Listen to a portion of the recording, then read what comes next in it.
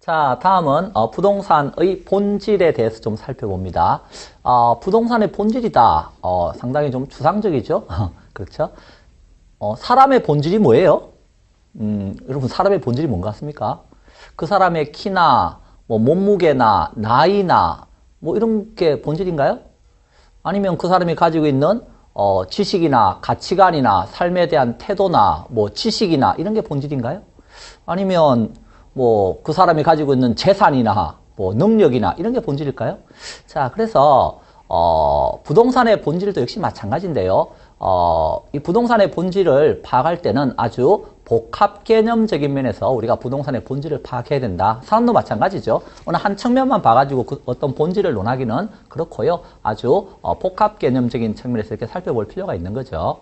자, 그래서 우리가 부동산의 본질이 뭡니까? 그랬을 때 저 앞에서 복합 개념에서 우리 물리적 개념 배웠죠? 물리적 개념으로서 자연이다, 공간이다, 위치다, 환경이다. 이런 게 다 부동산의 본질이 될 수 있다 그랬고요. 또 경제적 면에서는요. 경제적 개념으로서 자산, 자본, 생산 요소, 소비재, 상품 이런 거 배웠잖아요. 다 부동산의 뭐가 될 수 있어요? 본질이 될 수 있는 것들입니다.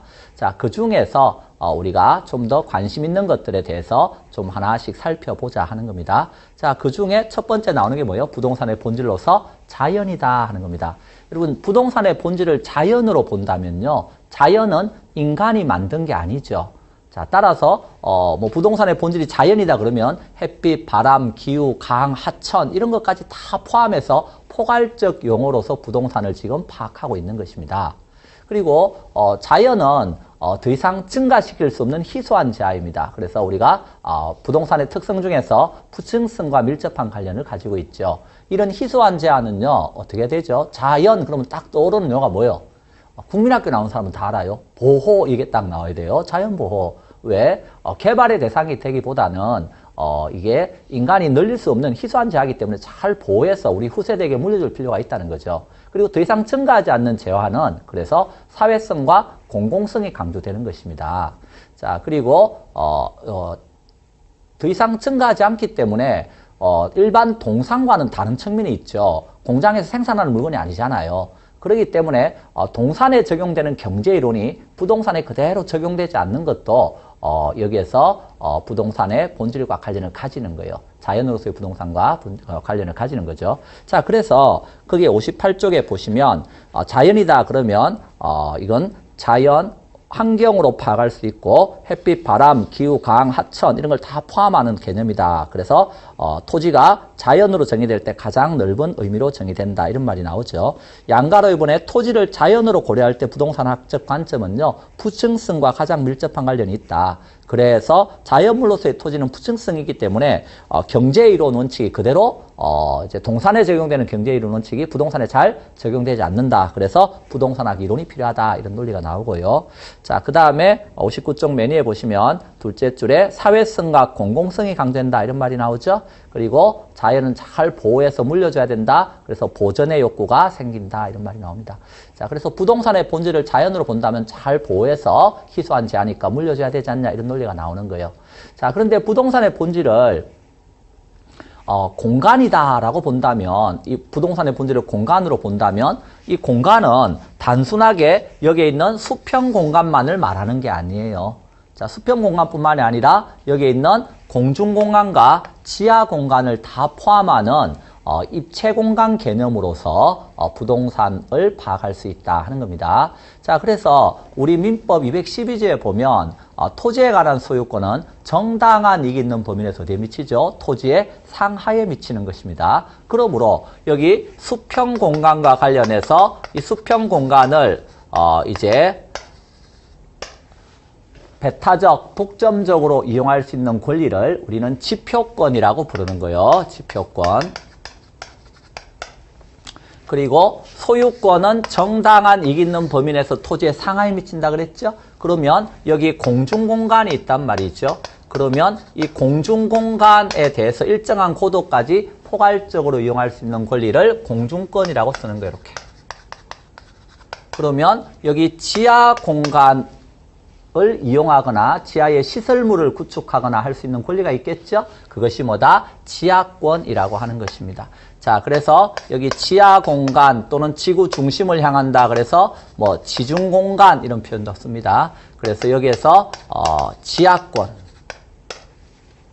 자, 그래서 보시다시피 공중공간, 수평공간, 지하 공간에 대해서 소유권의 공간적 범위를 살펴보면 공중권, 지표권, 지하권 이런 말이 나오게 되는 거예요. 자, 그래서 특히 오늘날 도시화되면서 이런 입체공간 개념이 중시되고 있다 하는 것 정도는 한번 읽어보시고 거기에 보시면 그 59쪽에 가운데쯤에 동그라미 3번에 이런 말이 나옵니다. 부동산 가격은 수평공간, 공중공간, 지중공간이 가지는 3차원 공간 가치의 뭐다? 총합이다.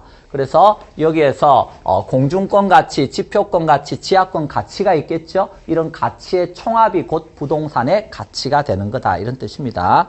자, 그리고 거기 6번에 보면 수평 공간의 확대는 자, 수평 공간이 확대된다는 뜻은 여기가 확대된다는 것은 여기가 도심이 있으면 쭉 외곽으로 나간다는 뜻이에요. 그 말은 도심에는 직장이 있고 저 외곽에는요 주거지가 있고 직장과 주거지가 어떻게 되어 있다? 분리되어 있다. 이런 것은 수평 공간의 확대와 관련을 가지는 거예요. 그래서 6번에 수평 공간의 확대는 직주 분리를 야기하므로 이제 입체 공간의 활용이 요구된다. 그 말은 수평 공간이 너무 지나치게 이렇게 확대되면 직장이 너무 멀면 주거지에서 불편하잖아요. 그러니까 입체 공간을 활용해서 이제 도심 안쪽으로 이렇게 어때요? 들어와서 직장과 주거지가 같이 가까이 있는 게 좋지 않냐 이런 논리를 전개하고 있는 겁니다. 자, 그런 뜻입니다. 자, 그 다음에 3차원의 입체 공간은 소모되거나 없어지는 게 아닙니다. 그래서 그 동그라미 7번에 보면 영속성과 밀접한 관련이 있다 하는 겁니다. 자, 그리고 공간으로 논할 때 우리가 공간은 복합 개념으로서의 공간이다라고 표현할 수도 있다는 거예요. 우리 복합 개념 그럼 딱 뭐가 떠올라요? 법률적, 경제적, 기술적인 측면에서 접근한 개념이 딱 떠오르죠. 그러면 여기에서 보시다시피 여기 공중권, 지표권, 지하권, 권리잖아요. 법률적인 측면이죠. 조금 전에 뭐 더 있다고요? 공중권 가치, 지표권 가치, 지하권 가치가 있다 그랬잖아요. 오늘날 도시화되면서 이 공중권 가치가 어때요? 전체 가치 중에서 차지하는 비중이 점점 더 커져가고 있습니다. 그래서 각 권리마다 가치가 있기 때문에 경제적인 측면이죠. 그 다음에 공중, 수평, 지하 눈에 보입니까? 보이죠? 그럼 물리적인 측면이 될 수 있죠. 그래서 이런 측면, 법률적인 측면, 경제적인 측면, 기술적, 즉 물리적 측면을 다 고려해서 공간 개념을 접근하더라. 그게 복합 개념으로서의 공간이 되겠습니다. 자, 법률적인 측면에서는 민법 212조에 아까 설명했죠. 토지의 소유권은 정당한 이익이 있는 범위 내에서 토지의 상하에 미친다라고 규정하고 있습니다. 자, 그래서 소유권의 효력 범위를 우리 민법은 상하에 미치니까 입체적으로 규정하고 있는 겁니다. 그런데 소유권의 효력 범위와 관련해서 무한정으로 소유권이 미치는 건 아니죠. 어디까지 미친다고요? 정당한 이익이 있는 범위 내에서. 그래서 정당한 이익이 있는 범위 내에서 소유권이 미친다 하는 겁니다. 자, 그래서 근데 정당한 이익이라고 하는 것은 몇 미터까지 소유권이 미친다고 딱 구체적으로 규정해 놓고 있는 건 아니잖아요. 그 말 이해되셨죠? 예, 그래서 소유권의 효력 범위와 관련해서 이제 추상적으로 규정해 놓고 있습니다. 정당한 이익이라는 표현 자체가 추상적이니까 다만 이제 몇 미터까지 미칩니까 하는 것과 관련해서는 법원의 판결이라든가 이런 걸 통해서 이제 몇 미터까지 소유권이 미친다 이런 것이 정해지는 경우가 많습니다. 자, 그래서 그와 관련된 내용을 그 60쪽 맨 밑에 보시면 이제 도표를 통해서 쭉 설명해 놓고 있습니다. 자, 거기에서 의의 한번 볼까요? 그 60페이지에 가운데 의의 돼 있는 거 있죠? 자, 우리 민법 212조에서는 토지의 소유권은 정당한 이익이 있는 범위 내 토지의 상하에 미친다고 규정해 놓고 있습니다. 즉 소유권이 상하에 미친다고 규정해서 소유권의 효력 범위를 입체적으로 규정하고 있는 겁니다. 자, 또한 정당한 이익이 있는 범위 내에서 미친다고 해서 소유권의 범위는 무한히 확대되는 게 아니고 뭐다? 이렇게 실질적인 제한이 있다 하는 것입니다. 그러니까 무한정으로 소유권이 미치는 건 아니라는 뜻입니다. 예. 자, 그런 표현들 한번 읽어봐 두시고요. 자, 그러면 이와 관련해서 이제 우리가 알아야 될 내용은 그 지표권과 관련해서 예를 들어서 지표권은 거기 수평 공간을 독점적, 배타적으로 이용해서 이 수평 공간에다 뭐 할 수 있죠? 농사 지을 수 있죠? 경작을 한다든가